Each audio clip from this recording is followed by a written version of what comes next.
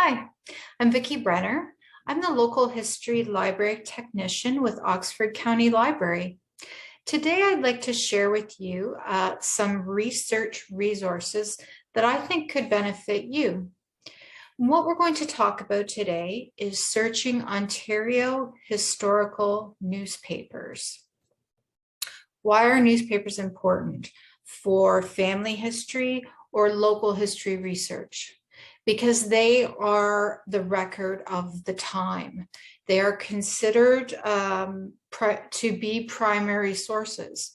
And particularly in the earliest period, for example, Ingersoll, our earliest newspaper begins in 1854. I mean, our newspapers are a document that records the town's history from almost its very inception. So granted, there are biases, but mostly it is a record of day-to-day life in that town.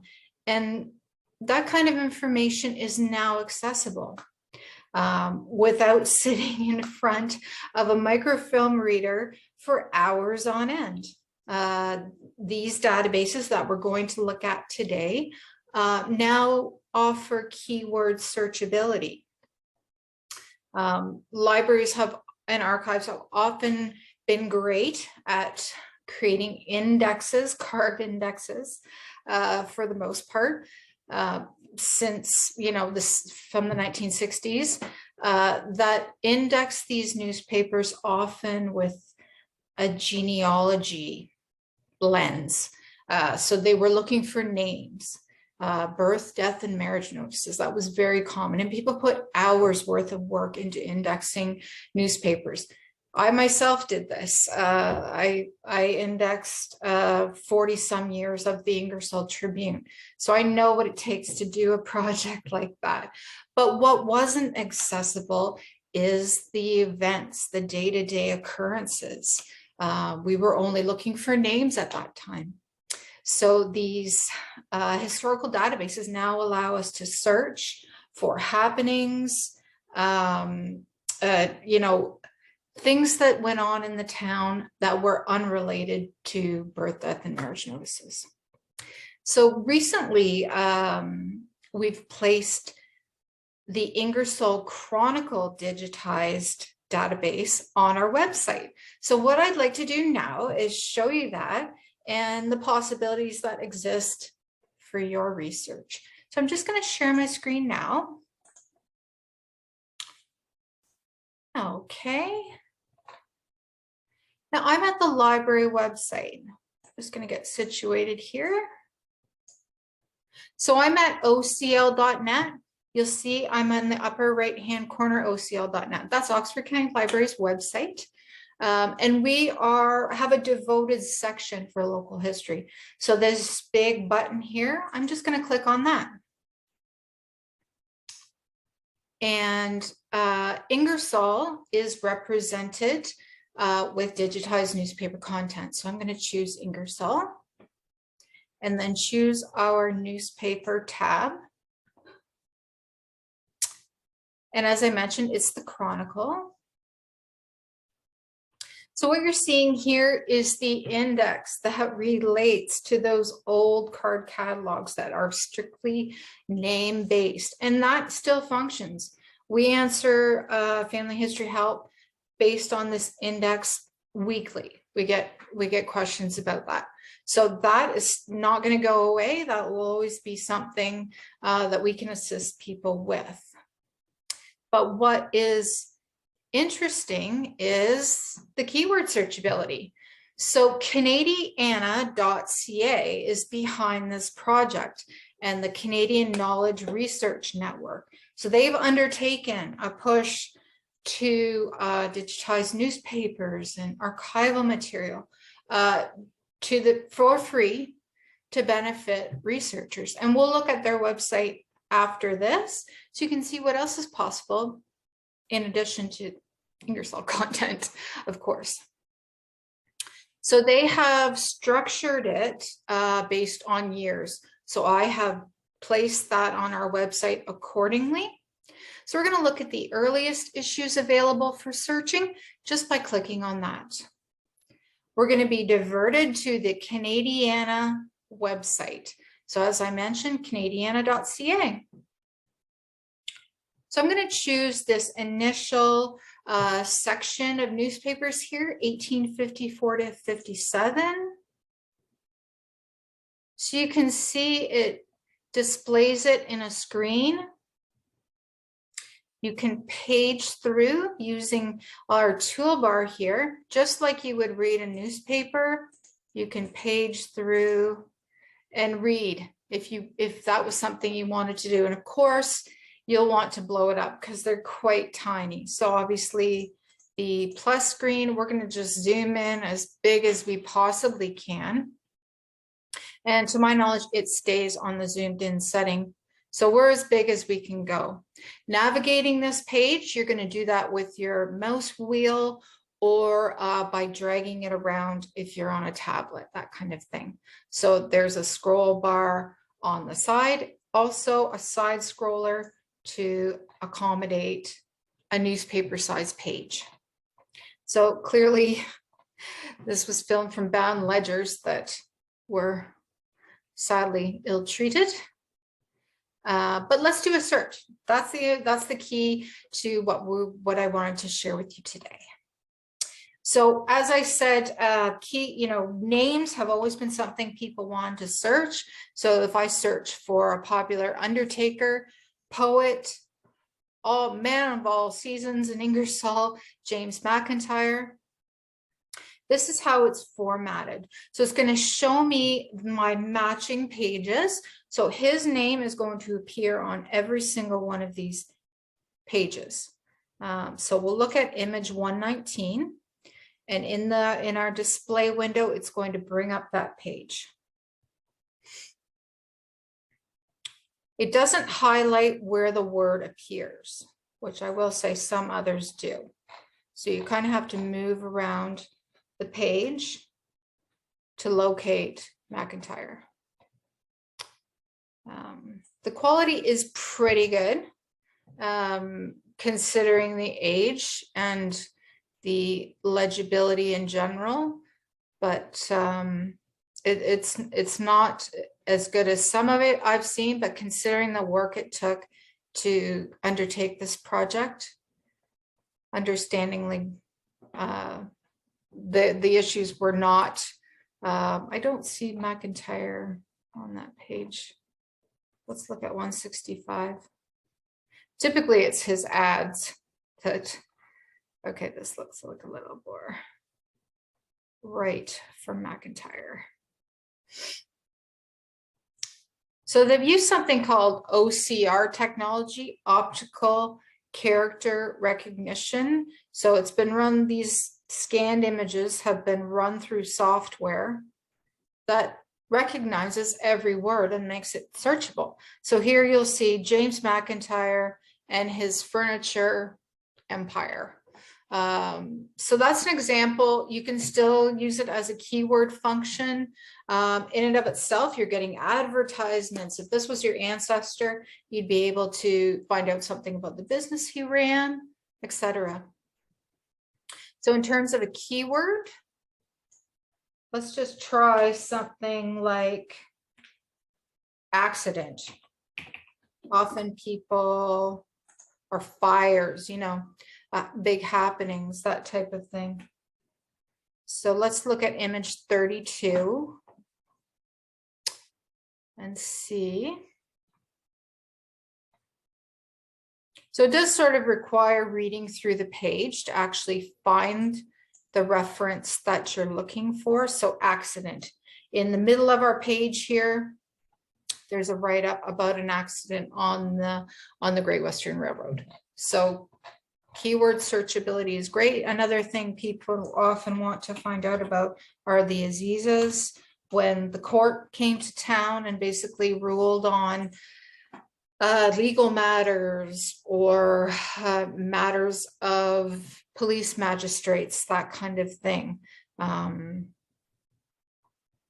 So there's often quite a bit of information related to that type of thing. Well, did I? Maybe I didn't. Pick image 48.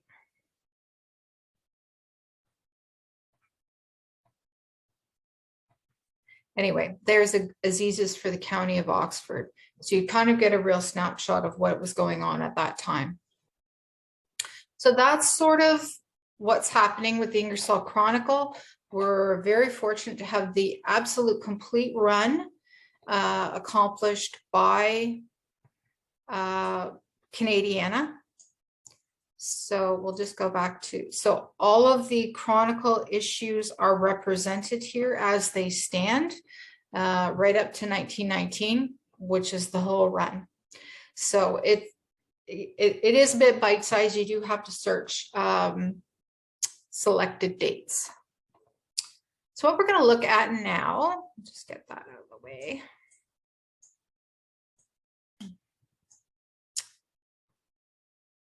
Just go to, just going to go to Canadiana.ca and you can get an idea of what else is available here. They have done a tremendous amount of work in the last 2 to 3 years to build up this collection. They have, so if you just go to Canadiana.ca, scroll down, choose serials, which is sort of their periodical newspaper collection. And represented here are newspapers from Goderich, Guelph, London, which is quite close to our area. There may be crossovers for Oxford, St. Thomas, what else did I find? Simcoe. So bordering Oxford County, lots of resources there. So it's as simple as you can search within this collection. So if we just search Guelph, you have issues of the Guelph Mercury. So very searchable right from Canadiana. Another highlight I'd like to make you aware of is Huron County. If you have interest in Huron, they have a wonderful digitized newspaper collection of extremely high quality and searchability. So you'll find that linked from Huron County Museum. So I've just had that up in my address bar here, huroncountymuseum.ca. Digitized newspapers, we can just go to, so here they have, oh, sorry, I meant to mention, they have a list of all their Huron newspapers that have been digitized in this project. And it's just a matter of clicking on digitized newspaper collection. And you're going to be put into their, it's not super intuitive, but boy, does it work great. And they have a bit of a tutorial on how to best use it. So I'm just going to choose newspapers. I'm just going to leave it at that. So you should be able to search in this search box at the top. So I'm just going to search my name. And hopefully we'll get some results. Just thinking. So it will take you to individual references, as you can see here. My husband's ancestor mentioned in the 1913 Exeter Advocate as Rebrenner, and you can click on page 1. And you'll see, hopefully this will be an example of excellent quality because I like, and it does highlighting, which is pretty amazing, right? Every instance of this name reference is highlighted. So great job, Huron County, on this project. The next one I wanted to mention is Canadian Community Digital Archives. They have quite a good little collection of Ontario newspapers as well that have been digitized. So check that out, communitydigitalarchives.com. I just want to highlight as well through our digital world. Just going to go back to the beginning. Now, this is a project, sort of a collaboration between the University of Windsor, our digital world, work to digitize newspapers from all of these areas. So primarily southern Essex area, as well as some from sort of the middle of Ontario.